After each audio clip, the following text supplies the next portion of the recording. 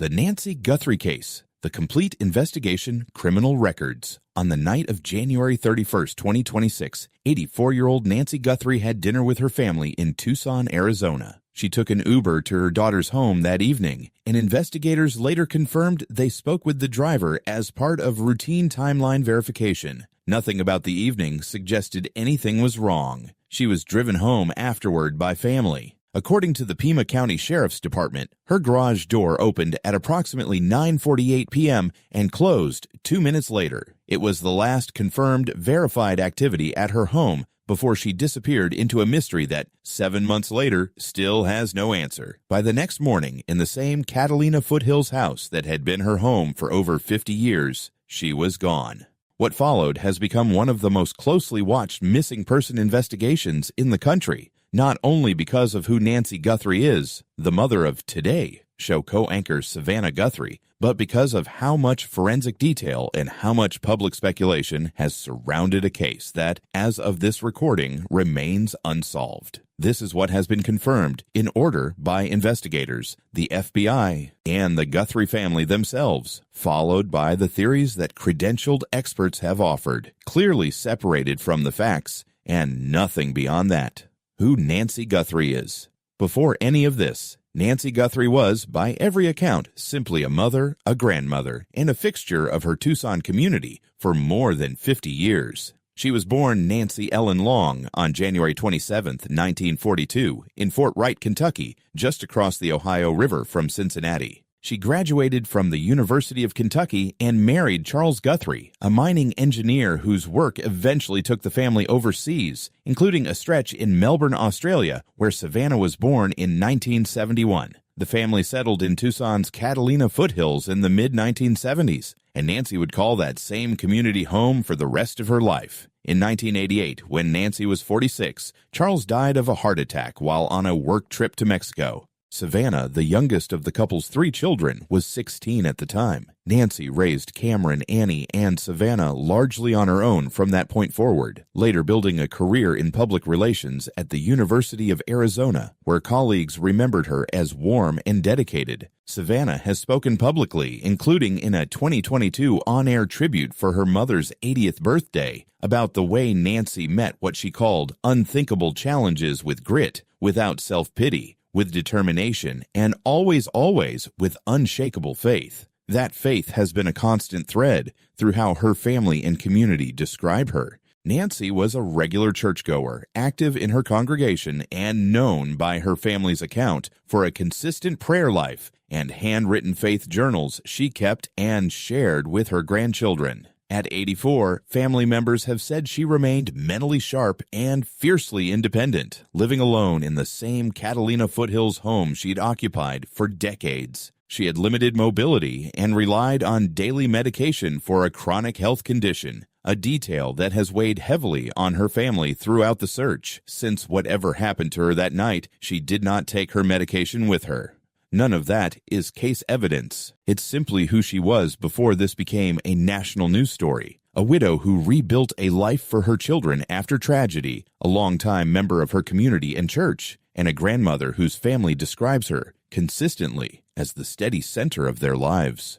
The night she disappeared. According to the Sheriff's Department, investigators believe Nancy Guthrie was taken from her home in the early hours of Sunday, February 1st, while she slept. The digital timeline they've released is precise, almost to the minute. At 1:47 a.m., her doorbell camera disconnected. At 2:12 a.m., the camera software registered movement, a person in frame, but no video from that moment could be recovered. Sheriff Chris Nanos explained that without an active cloud subscription, the footage loops and overwrites itself. Investigators' technical teams confirmed this was the reason no clip existed. At 2:28 a.m., the app connected to Nancy's pacemaker lost its signal from her phone, meaning the device was no longer within range of the phone it normally paired with. Nancy didn't attend her regular virtual church service that Sunday morning. Around 11 a.m., a fellow congregant called the family to ask why. Relatives went to check on her and found she wasn't there.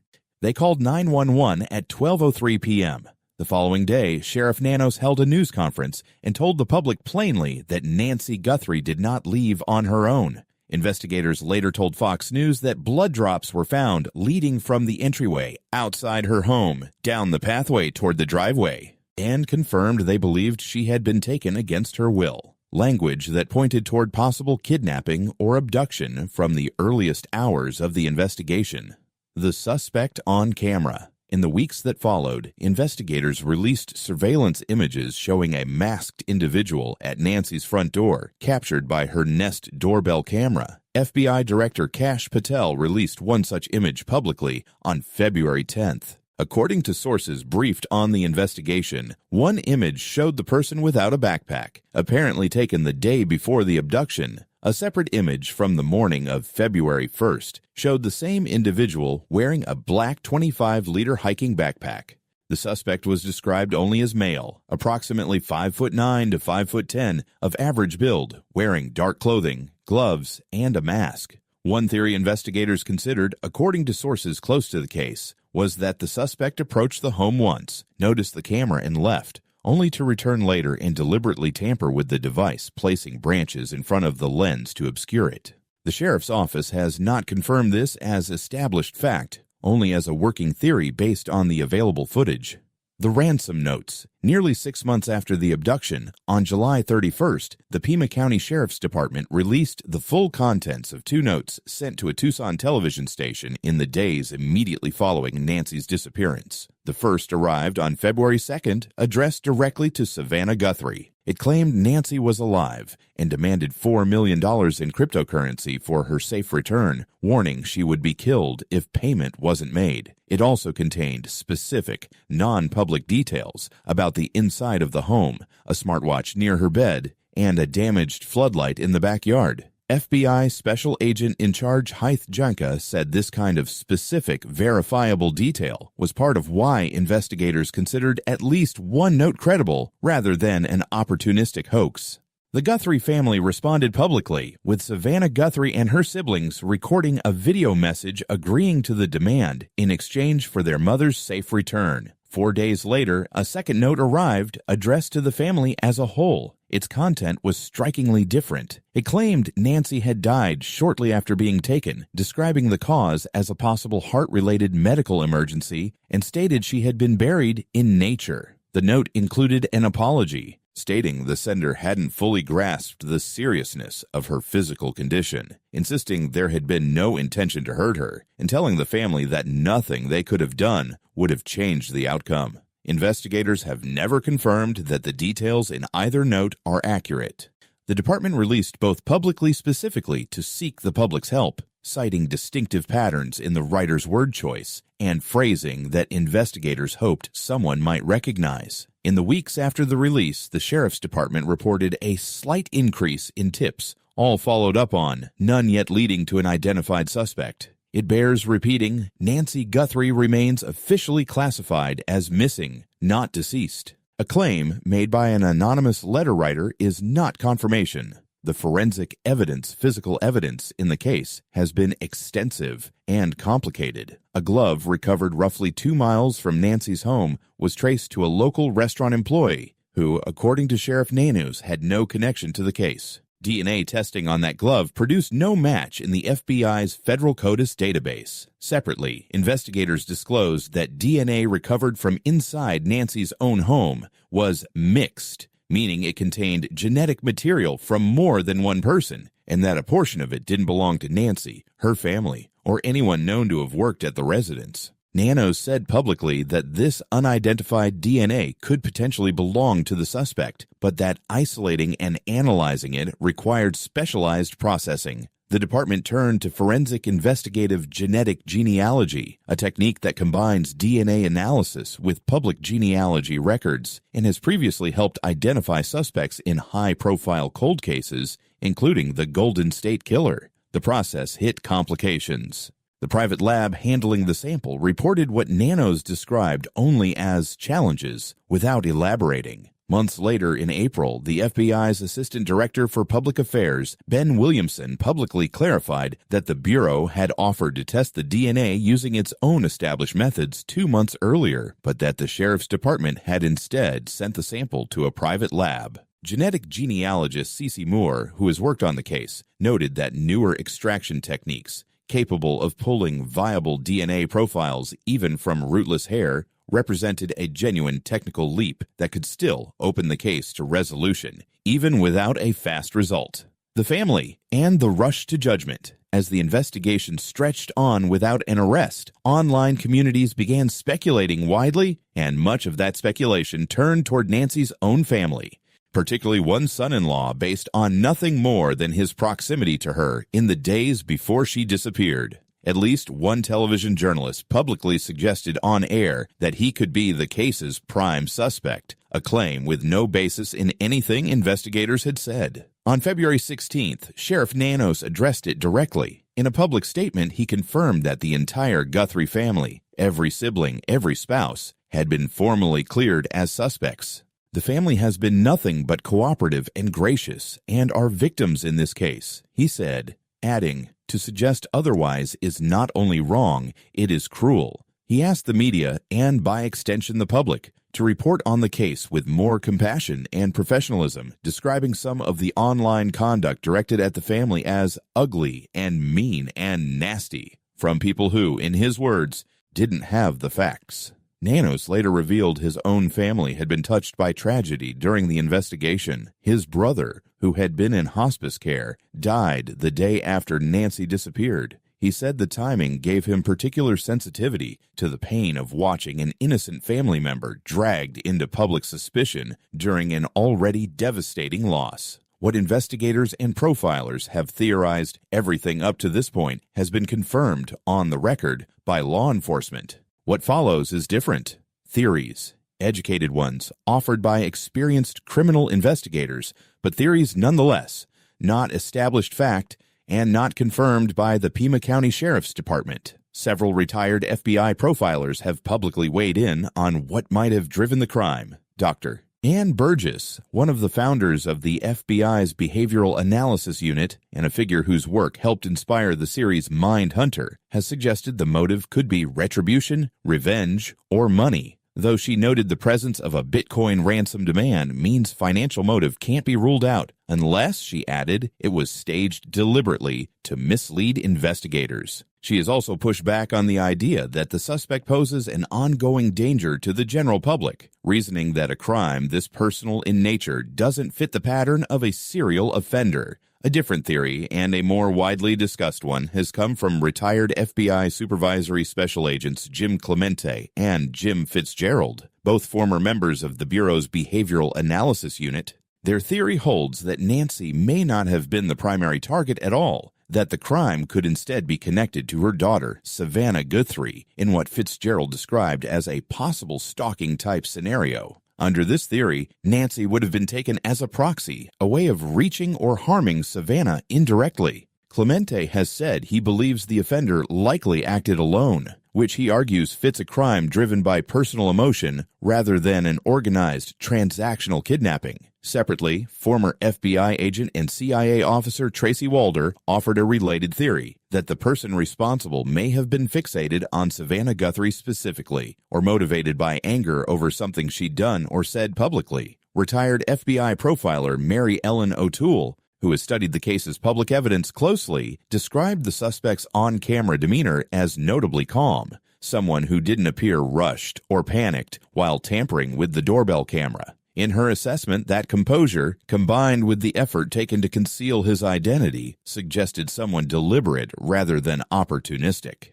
O'Toole also raised a structural question about the ransom notes themselves. Investigators, she noted, have to simultaneously pursue two possibilities: that the notes were written by the actual offender or that they weren't and came from someone else entirely, whether an opportunist or a hoaxer. A separate former FBI agent, Johnny Grusing, proposed yet another angle, that the suspect may have had a personal grievance against Nancy specifically, and that something in whatever interaction occurred between them went wrong, prompting him to remove her from the home rather than leave a witness behind. Grusing was careful to note this was speculative, based only on publicly released information, and offered in the hope that it might jog a witness's memory rather than as a claim of fact. One additional detail has drawn attention from investigators analyzing the public footage. A former profiler pointed to what appeared to be a possible tattoo visible on the suspect in one of the released images, suggesting it could eventually help identify him if the public recognizes the marking. Like the other theories in this section, this is an observation, not a confirmed piece of evidence. The Sheriff's Department has not commented on it directly. It's worth noting how much these theories differ from one another. Proxy target, personal grievance, revenge, financial motive, obsession with Savannah Guthrie specifically. Experienced investigators looking at the same public evidence have reached meaningfully different conclusions, which itself says something about how little has been confirmed. None of these theories has been endorsed by the Pima County Sheriff's Department. None should be mistaken for an accusation against any specific person. The psychics, and why investigators don't use them. No case of this size in the modern social media era goes uncovered by self-described psychics, and the Guthrie case has drawn an unusually large number of them, offering claims about Nancy's fate, her location, and details about her disappearance, almost entirely on social media and personal blogs. None of it has led anywhere. As the case passed the 2-month mark, a piece in the Skeptical Inquirer, a publication dedicated to scientific skepticism, noted plainly that not a single psychic had led police to Nancy Guthrie, despite a $1 million reward, national publicity, and by that point, thousands of psychics and astrologers offering tips to both police and the public. Former FBI Special Agent Maureen O'Connell addressed the question directly when asked why law enforcement doesn't use psychics in cases like this.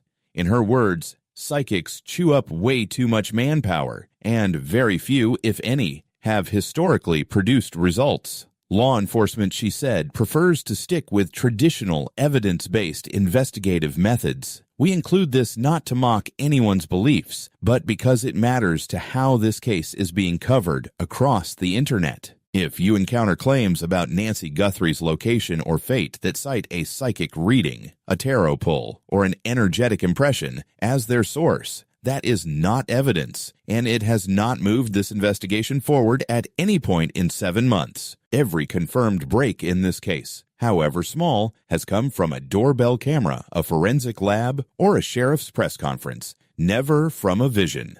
The family's public fight. Throughout the investigation, the Guthrie family has chosen to speak publicly, repeatedly, rather than retreat from the spotlight.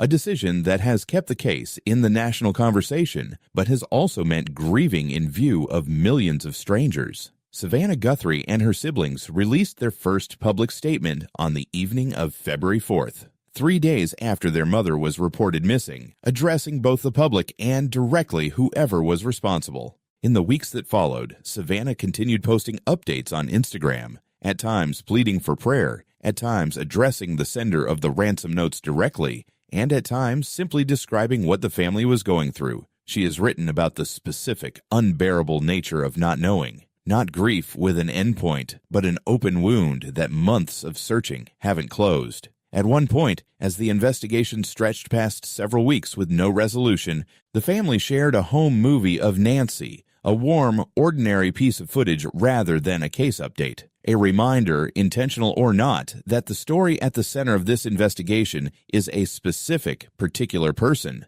not an abstraction. A missing persons expert who reviewed one of the family's later video statements suggested its tone seemed to reflect a family bracing for the possibility that Nancy might not be found alive. The family itself has never confirmed that reading and has continued, publicly, to say they still believe in the possibility of her safe return. In her 2024 book, Mostly What God Does, written before any of this happened, Savannah described her mother's quiet, consistent faith, her prayer journals, the hymns she taught her grandchildren. Family members and reporters covering the case have both noted the strange, painful resonance of those passages now. A book about a mother's steady faith being read by a public in the middle of that same mother's unresolved disappearance. 6 months, and counting. By late July, Sheriff Nanos told reporters he believed Nancy had been deliberately targeted, though he stopped short of saying investigators were certain and declined to share further details about a motive.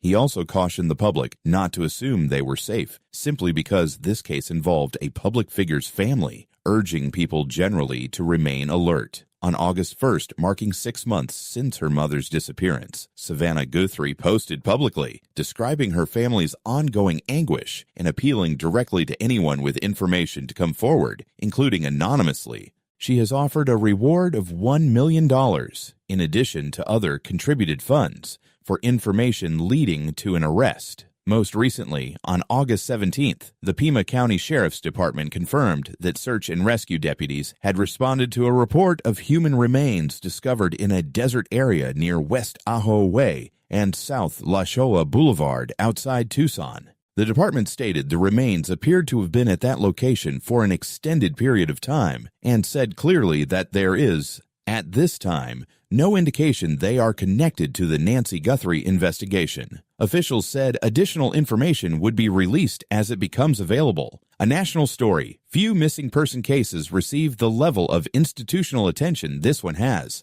President Trump posted publicly that he was deploying all resources to help find her. The FBI launched a dedicated website for the case, separate from its standard missing persons listings to centralize tips and public information. Sheriff Nanos told reporters at one point that he had more than 400 personnel working the case around the clock.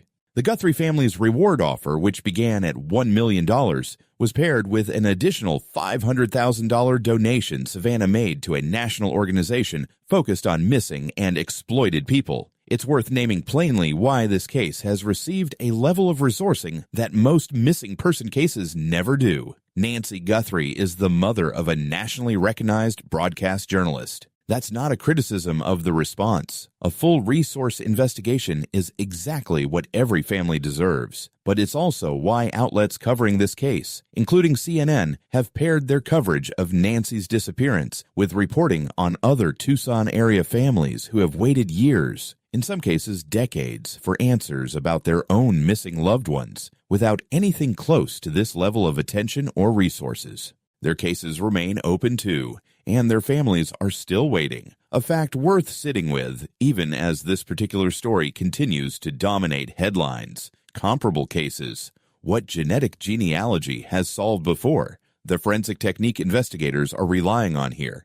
Forensic investigative genetic genealogy isn't new, and its track record is part of why there's real reason to believe it could eventually break this case open, even without a fast result. The most well-known example is the identification of the so-called Golden State Killer in 2018. That case had gone unsolved for over 4 decades, spanning a string of murders and sexual assaults across California in the 1970s and 80s. Investigators uploaded crime scene DNA to a public genealogy database, built out a family tree from distant relative matches, and eventually narrowed the search to a single individual, a former police officer who was arrested decades after his last known crime. More recently, the same core technique played a role in identifying the suspect in the 2022 killings of 4 University of Idaho students, a case that drew nationwide attention for the speed and violence of the crime and the months-long search for a suspect that followed. DNA evidence recovered from the crime scene, combined with genetic genealogy work, helped investigators zero in on a suspect who was later arrested roughly 6 weeks after the murders. Neither of those cases resolved instantly, and neither offers a guarantee for how the Guthrie investigation will unfold. But they illustrate why investigators consider the mixed DNA sample from Nancy's home a genuinely significant piece of evidence, even months after its initial collection, and why genetic genealogist Cece Moore and others in the field have expressed confidence that new extraction technology could still meaningfully move this case forward. The scale of the search and the cost of false leads. The scale of this investigation has been enormous. At its peak, roughly 400 FBI agents and sheriff's deputies were involved in sifting through thousands of public tips, searching a stretch of Arizona desert across Pima County, a jurisdiction larger than the entire state of New Jersey. After the release of doorbell footage on February 10th generated a new wave of leads, investigators expanded both their search radius and their timeline, and asked Tucson area residents to review their own home security footage going back to New Year's Day. That scale has come with real costs.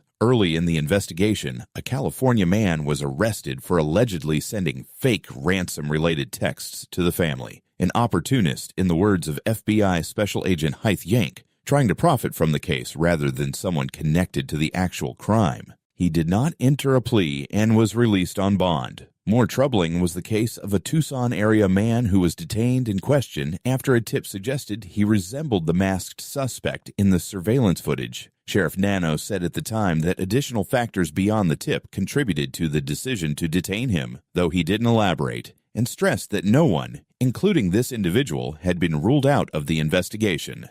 By late July, the man's attorney stated publicly that the detainment amounted to a wrongful search and a wrongful arrest, and indicated plans to pursue legal action. It's a sobering reminder that in a case with this much public attention, even law enforcement's own leads can result in real harm to innocent people, a risk distinct from, but related to, the harm caused by online speculation. Not every reported development has held up either. More than 6 months into the case, a neighbor told reporters she'd seen what she believed were FBI agents searching the desert brush behind Nancy's home following seasonal monsoon storms, theorizing that floodwaters might have exposed new evidence. The Pima County Sheriff's Department directly disputed the claim, stating that no official task force search had taken place in the area at that time. It's a useful example of how quickly unverified observations can circulate as fact in a high-profile case, and why official confirmation matters before treating any single claim as established. The investigation itself hasn't been free of internal friction either. Beyond the dispute between the FBI and the Sheriff's Department over how the DNA sample was initially handled, Sheriff Nanos has faced public criticism over the pace and clarity of the investigation, with at least one interview describing the case's handling as shambolic. Nanos has defended his department's work and pushed back on what he's called unfair characterizations, while continuing to state publicly that the case is not considered cold. On covering a case that isn't over, before we close, it's worth being honest about something. Covering an active, unresolved case is different from covering one that's already reached a courtroom or verdict. Every fact in this video was true and confirmed as of the day we recorded it. Some of it may not be true or may be superseded by the time you're watching. Investigators may name a suspect tomorrow. The DNA analysis may resolve itself in a way that changes everything. Or, as has been the pattern for 7 months now, there may be no real movement at all for a long while yet. That uncertainty is exactly why we've drawn a hard line throughout this video between what's confirmed and what's theorized. The forensic timeline, the ransom note contents, the DNA findings, the family's statements, those are documented, on the record, attributable to named officials or the family itself.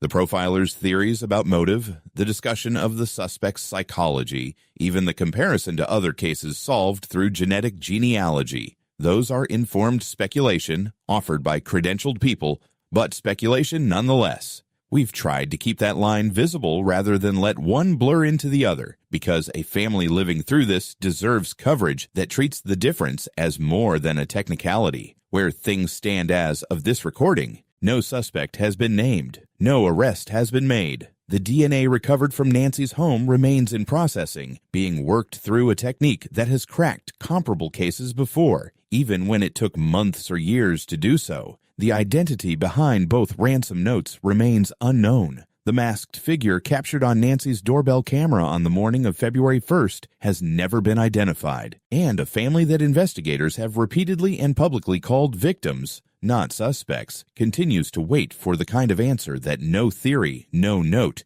and no piece of forensic evidence has yet provided. Nancy Guthrie was, for more than 50 years, a fixture of her Tucson community, a widow who raised 3 children largely on her own, a churchgoer known for her steadiness, a grandmother her family describes as the quiet center of their lives. That's who this case is actually about. Underneath the DNA reports and the ransom notes and the competing theories, a specific 84-year-old woman and a family still waiting to bring her home. If you have any information related to this case, the Pima County Sheriff's Department has asked that you come forward, including anonymously, through their official tip line. This case will almost certainly change between the day we recorded this and the day you're watching it. That's the nature of covering something still unfolding in real time. What won't change is how we approach it. Confirmed facts first, theories clearly labeled as theories, and respect for a family that didn't choose to become the subject of a true crime video, but became one anyway. One confirmed piece of evidence at a time. We'll continue following this case and bring you verified updates as they're confirmed by investigators, updating this coverage if and when the facts change. If you'd like to be notified when we do, subscribe to Criminal Records.